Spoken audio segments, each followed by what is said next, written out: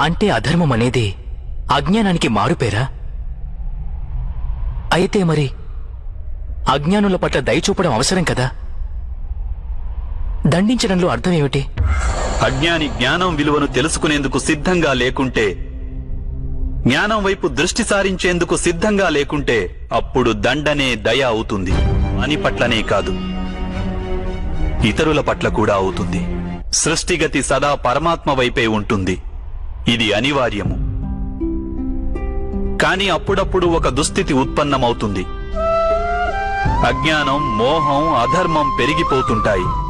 లోకంలో ధర్మం లుప్తమవుతుందన్న భయం ఉత్పన్నమవుతుంది. లోకంలో ధర్మం లుప్తమైపోయినప్పుడు కరుణ నశించిపోతుంది. అదేవిధంగా సత్యం కూడా నశించిపోతుంది.